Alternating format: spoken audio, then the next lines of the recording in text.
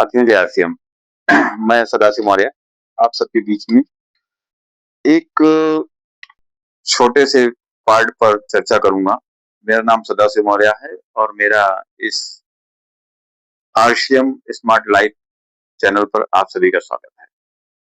जैसा कि मैं लेखक जेम्स बाल्डविन की एक पुस्तक के बारे में मैं चर्चा कर रहा हूं कि उन्होंने लिखा है, मुझे याद है बचपन में मैंने एक जोक बुक पढ़ी थी, मुझे अब भी एक हथौड़ा छाप जोक याद है जो मेरे दोस्तों और मुझे बड़ा मजेदार लगता था। पैसा बनाने के लिए पैसे की जरूरत होती है, आपको तो वह बस डिजाइन की हूबहू नकल करनी है। देखा, मैंने आपको पहले ही बता दिया था कि यह एक हथौड़ा छाप जोक है, लेकिन इसके पीछे की भावना बड़ी गंभीर है। हम दौलत बनाने की नकल का तरीका क्यों नहीं खोज पाए, इस बारे में गौर से सोचिए। हम जिंदगी में बाकी हर चीज की नकल करते हैं, है ना? लेकिन हम एक ही चीज की नकल करना नहीं सीख पाए हैं और वह है सच्ची दौलत बनाना। आइए नकल की शक्ति के बारे में थोड़ी बातचीत कर लेते हैं। इसके बाद हम उन कारणों पर गौर करेंगे जिनकी वजह से हम ज्यादातर लोग दौलत बनाने की नकल का तरीका नहीं खोज पाते हैं। हम एक चीज में बड़े माहिर होते हैं और वह चीज है नकल करना। हम में से हर एक को खास गुणों और योग्यताओं का वरदान मिला है जिनकी बदौलत हम अनूठे बनते हैं। कुछ लोग बेहतरीन डांसर होते हैं, लेकिन बाकी लोग गंभीर सॉरी जबकि बाकी लोग संगीत पर अपने पैर भी नहीं चला पाते हैं। हम में से कुछ लोगों में कलात्मक योग्यता होती है, जबकि बाकी लोगों में साधारण तस्वीर बनाने की भी मुश्किल आती है। हम में से कुछ बेहतरीन खिलाड़ी होते हैं, जबकि बाकी तो सीधी लकीर पर भी बगैर लड़खड़ाए नहीं चल पाते हैं। लेकिन बिना किसी अपवाद के हम में से हर व्यक्ति एक चीज में बड़ा माहिर होता है, वह चीज है नकल। क्या आपने कभी सोचा है कि हम नकल में कितने माहिर हैं? इस क्षेत्र में हमसे प्रतिभा कूट-कूट भरी हुई है। हम कॉपी कैट नकल करने में जीनियस हैं। नकल करने के मामले में हम सभी उत्कृष्ट होते हैं और ये गुण हम सभी में होता है। हम सभी जब चाहे हम कहीं भी रहते हों या हमारी योग्यता कितनी भी हो, इसमें कोई फर्क नहीं पड़ता कि हम अमीर हैं या गरीब हैं, श्वेत हैं या अश्वेत हैं, पुरुष हैं या महिला हैं, हम भी नकल करने में माहिर होते हैं। तो फिर हम दौलत बनाने की नकल का तरीका क्यों नहीं खोज पाए? पालने की से कब्र तक नकलची। नकल उसी दिन से शुरू हो जाती है जिस दिन हम पैदा होते हैं। हम भाषा, खान पान, बाल काटने की शैली, चाल डाल, कपड़े पहनने की शैली, हर चीज की नकल करते हैं। स्कूल पहुंचने पर हम अक्षरों की नकल करके पढ़ना लिखना सीखते हैं। अगर आप किसी पाश्चात्य देश में पैदा हुए हैं तो आपने पन्ने के बाएं सिरे में से दाएं सिरे तक लिखने की सिस्टम की नकल की है। अगर आप एशिया के कुछ हिस्सों में जन्मे हैं और अपने बाएं से दाएं लिखने के सिस्टम की नकल की है, ज्यादा बड़े लोग पर हमने नकल करके कार चलाना सीखा है ना। इंस्ट्रक्टर ने हमें सिखाया कि किस तरह रियर व्यू मिरर में देखना है, मुड़ने की सिग्नल पर मुड़ना है, एक्सीलेटर पर हल्के से दबाव डालना है, स्पीड लिमिट के हिसाब से गाड़ी चलानी है और चौराहों पर रुकना है। हमने ड्राइविंग इंस्ट्रक्टर की जितनी बेहतर नकल की, उतनी ही आसानी से हमने ड्राइविंग टेस्ट पास कर लिया है। जैसा देश वैसा भेष। हम सभी अपने आसपास के लोगों की नकल करने में इतने माहिर होते हैं कि विभिन्न संस्कृतियों के लोगों के रीति रिवाज और आदतों को देखकर दंग रह जाते हैं। इसलिए जैसा देश वैसा भेष कहावत महत्वपूर्ण है। इसका अर्थ है कि हमने भिन्न संस्कृतियों का सम्मान करना चाहिए, खासकर दूसरे देशों की यात्रा करते वक्त। कहना सरल है, करना कठिन है। हम अपने आसपास के रीति रिवाज की नकल करने में इतने आदी होते हैं कि दूसरी संस्कृतियों की नकल के बारे में सुनकर हमें अक्सर हैरत और गुदगुदी होती है।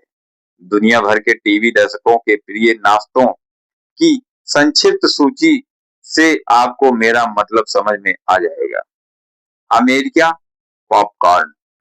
चीन, मुर्गे की टांग। Japan, tea sandwich. Mexico, roasted corn, भुना मक्का। Bharat, mutton sandwich. कोरिया, धूप में सूखे स्क्विड। अब बताएं, क्या आपके मन में ये विचार आया, ये वह चीज कैसे खा सकते हैं? धूप में सूखे स्क्विड, मुर्गे की टांग। कहीं आप मजाक तो नहीं कर रहे हैं? लेकिन जरा सोचें, अगर आप कोरिया के पले बड़े होते तो टीवी देखते वक्त आप नाश्ते में क्या खा रहे होते? हाँ, आपका अंदाजा सही है, धूप में सूखे स्क्विड। काम करने के तरीके की नकल। मेरी बात का मूल मुद्दा ये है, संस्कृतियों में अनगिनत भिन्नताएं होती हैं, लेकिन इसके बावजूद सभी संस्कृतियों में एक अद्भुत समानता होती है। हम अपने रीति रिवाज एक ही तरीके से सीखते हैं, नकल करके। हम इतनी ज्यादा नकल करते हैं कि हमें इस बात का एहसास ही नहीं रहता। सांस लेने की तरह ही नकल करना हमारी आदत में शुमार हो जाता है। तो मैं आपसे एक बार फिर पूछता हूं कि हम दौलत बनाने की नकल का तरीका क्यों नहीं खोज पाए?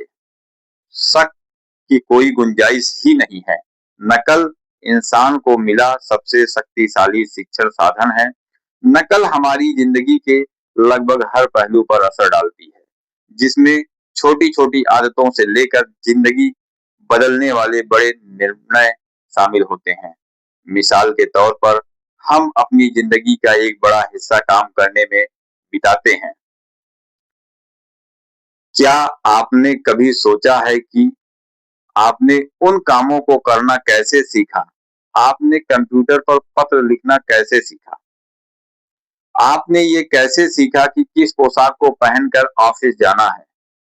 और आपने नवयुक्त कर्मचारियों को ये कैसे सिखाया? अपने कर्मों की नकल करना सिखाकर। यही हकीकत है। मनोवैज्ञानिक इसे मॉडलिंग और मिररिंग, प्रतिरूपण और प्रतिबिंबन का नाम देते हैं।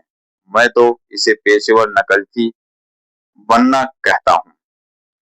इस बारे में कोई शक नहीं कि हम पालने से लेकर कब्र तक जिंदगी भर नकल करते हैं। इसके कारण बहुत से हैं। नकल करना आसान होता है, हमें हर बार शुरू से हर चीज नहीं करनी होती है। ये कारगर है और हमें इसकी जन्मजात प्रतिभा होती है।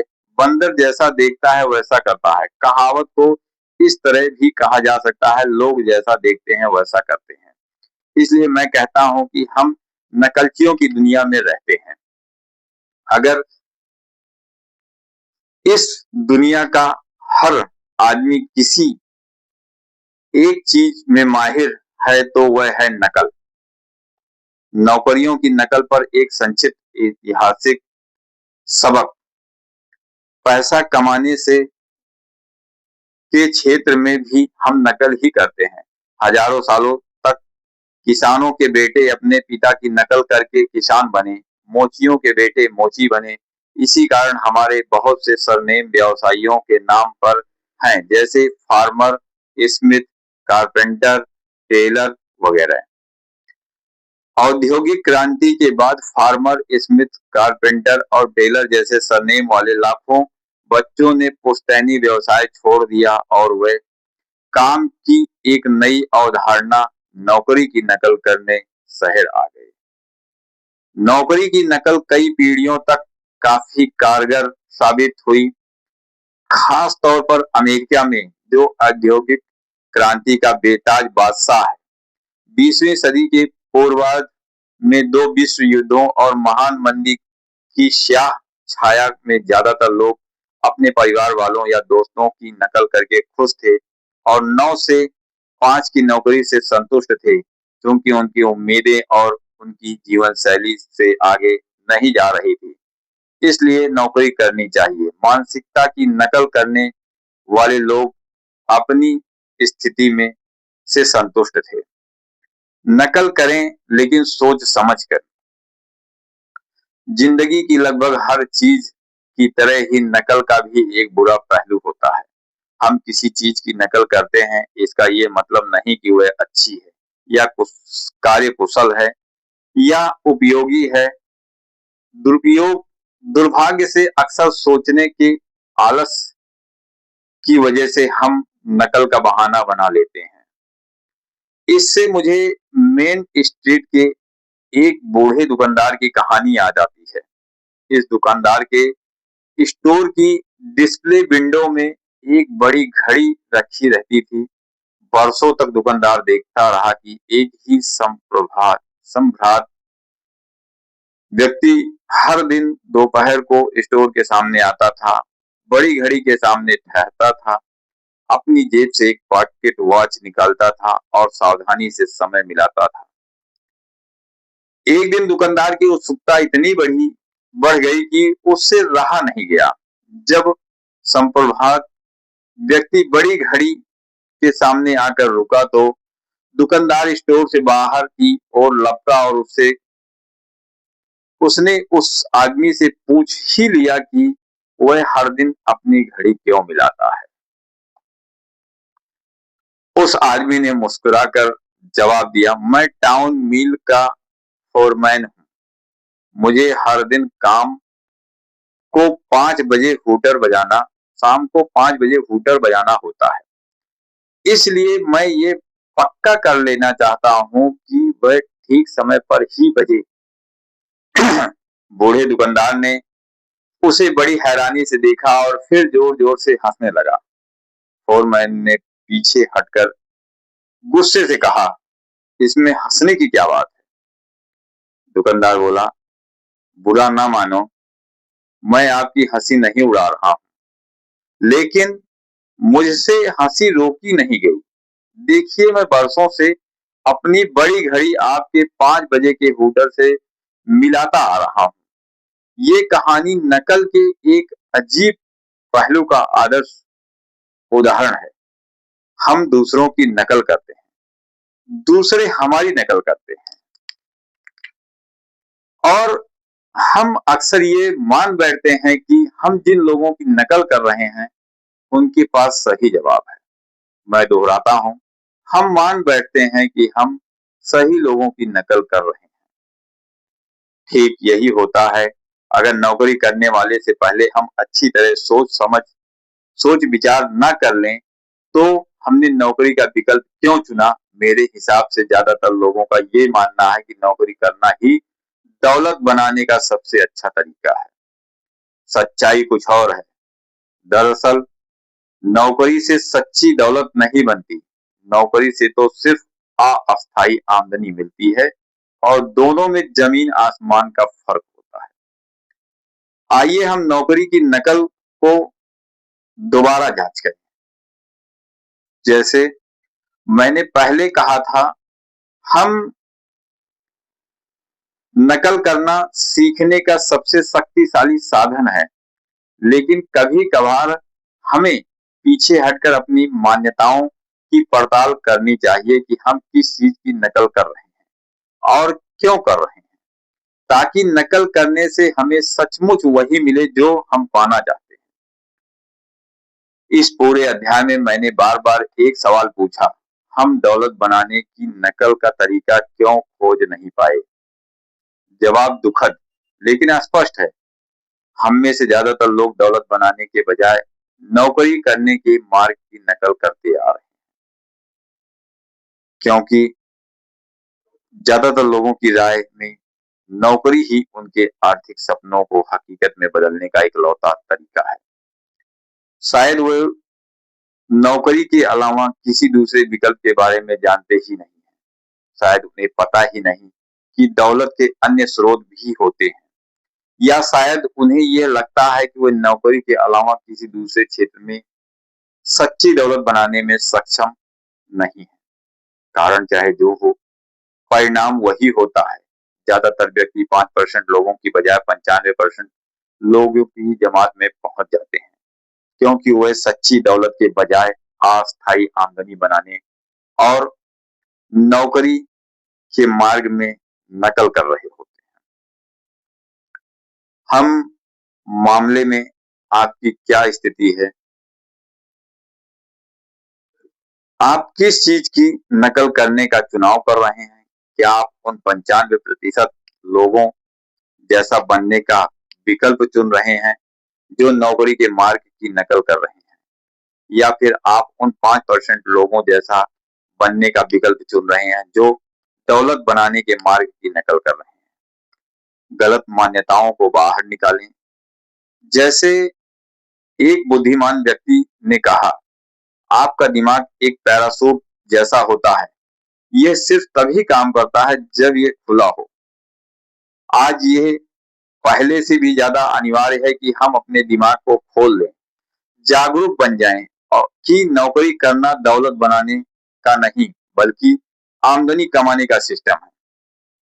मुझे लगता है कि अगर लोग जैसे तैसे जिंदगी गुजारने के बजाय वाकई तरक्की करना चाहते हैं, तो उन्हें अपनी गलत वैकल्पिक तरीकों के प्रति अपने दिमाग को खोलना होगा। मैं मानता हूं कि 95% लोग, यानी नौकरी वाले दरवाजे से दाखिल होने वाले लोग, वापस लौटकर उसी जगह पर आते रहेंगे जहां से उन्होंने शुरू किया था। बहरहाल, मुझे यकीन है कि अगर हम अलग परिणाम पाने और 5% लोगों की जमात में शामिल होने के बारे में वाकई गंभीर हैं, तो हमें उन दरवाजों को खोलना होगा जो दौलत की ओर ले जाते हैं। अगले अध्याय में हम आमदनी कमाने और दौलत बनाने के फर्क की ज्यादा गहराई से पड़ताल करेंगे। अगले अध्याय में हम उन कारणों को भी जानेंगे जिनकी वजह से आज सच्ची दौलत बनाना इतिहास के किसी भी युग की तुलना में ज्यादा संभव क्यों है। तो पहला अध्याय समाप्त हुआ, और आप सभी का बहुत बहुत आभार कि आप लोग इस पुस्तक में लिखी हुई बात को आप सुने, मैंने पढ़ा, और अगले अध्याय में फिर हम आपसे मिलेंगे। दूसरा अध्याय होगा सच्ची दौलत क्या है। नेक्स्ट पार्ट में हम जल्दी ही मिलेंगे। जय सिंह, जय भारत।